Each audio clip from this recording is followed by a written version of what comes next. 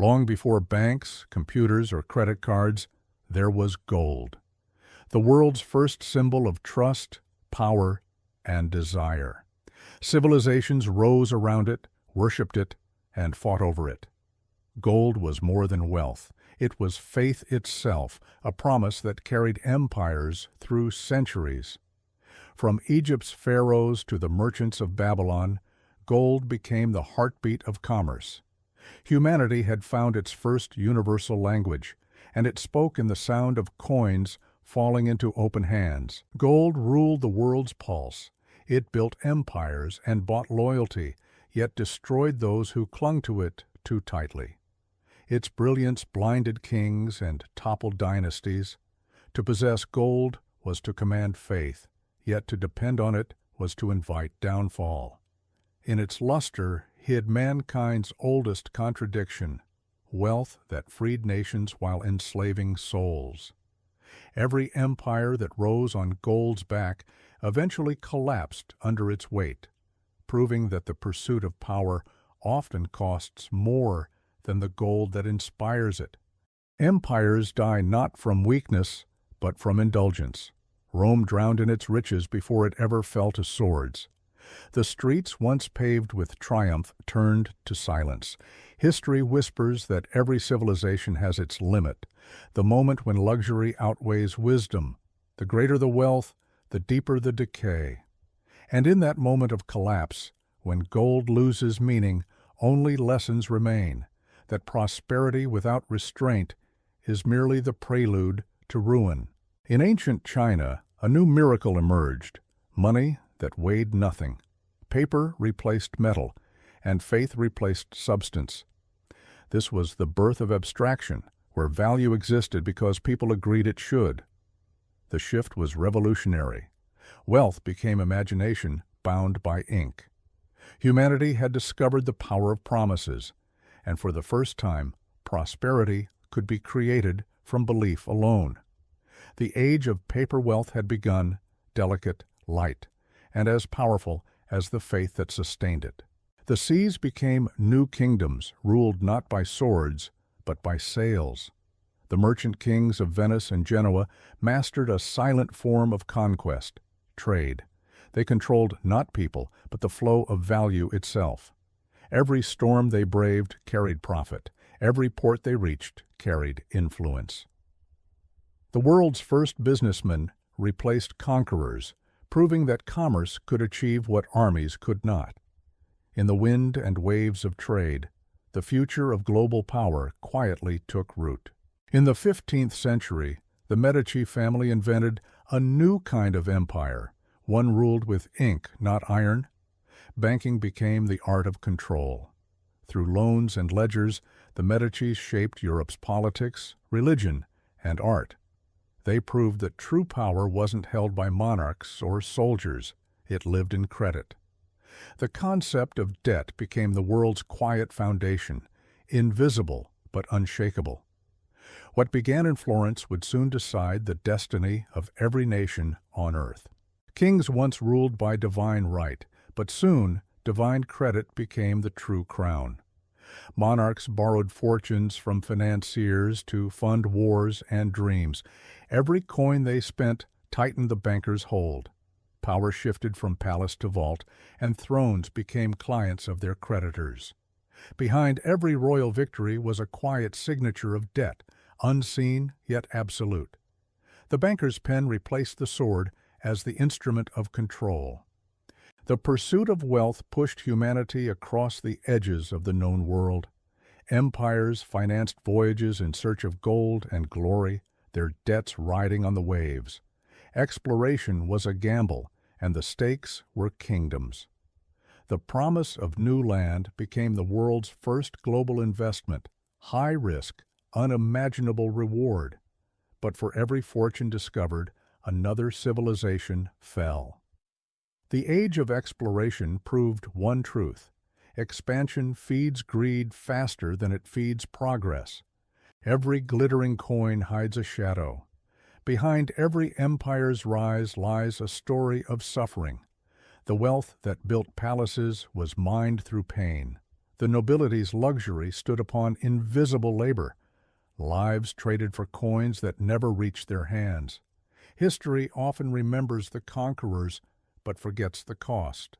The true price of progress has never been gold or silver. It has always been human. The Industrial Revolution transformed ambition into machinery. Steam, steel, and coal reshaped human destiny. Wealth multiplied faster than ever, but so did inequality. The new kings weren't crowned, they were corporate.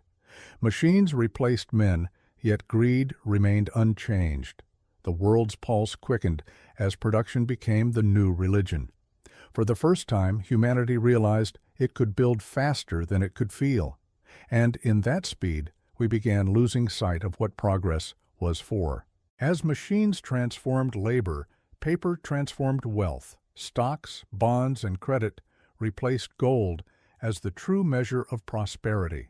The industrial age gave birth to an invisible empire, one built not on factories, but on confidence.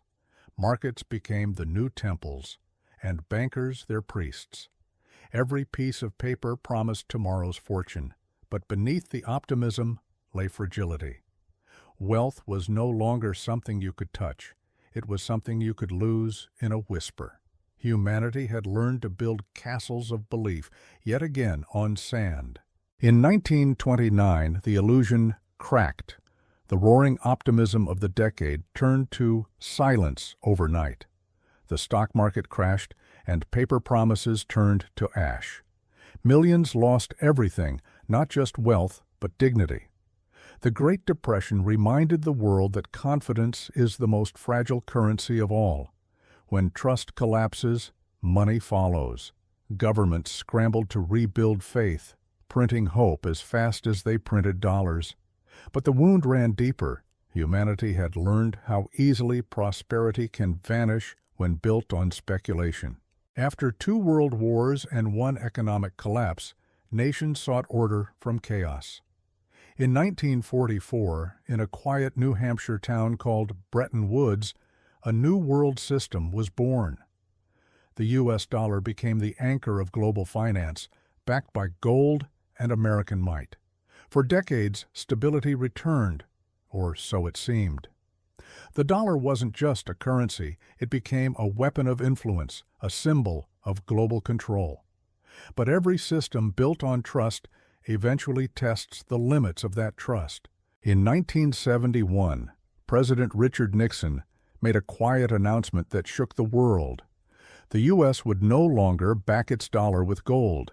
For the first time, money had no anchor.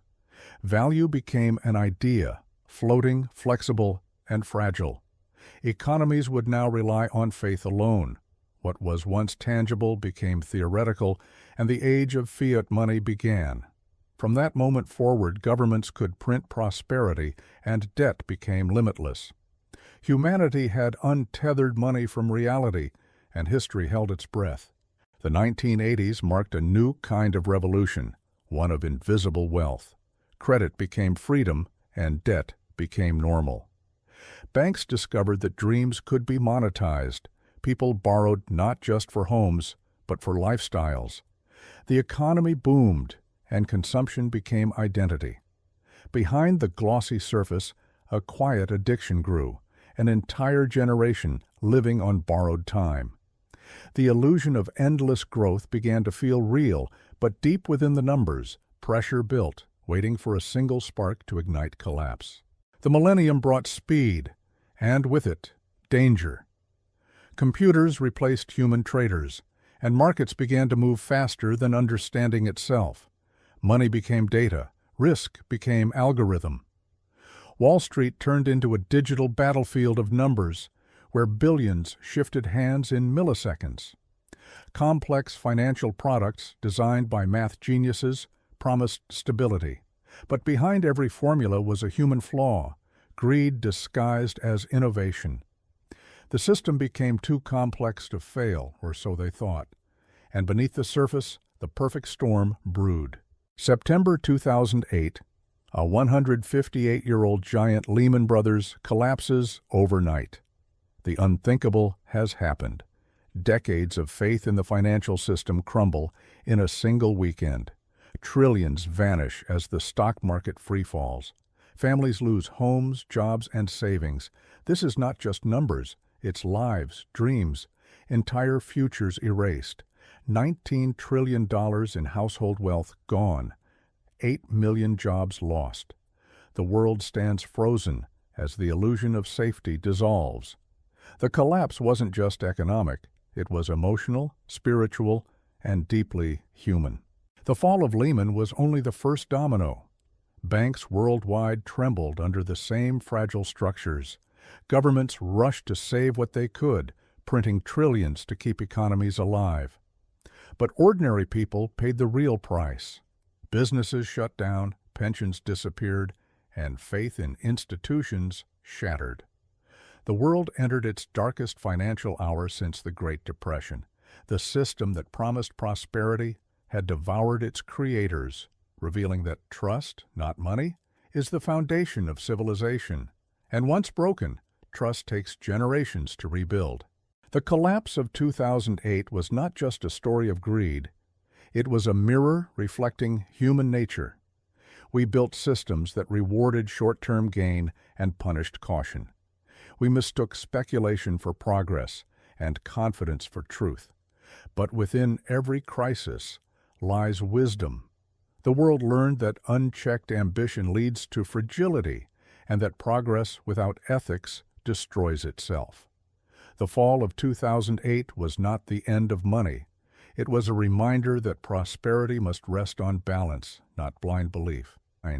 From gold to paper, from paper to data, money has evolved with our minds. Today we stand at a new threshold where digital currencies and artificial intelligence redefine value itself.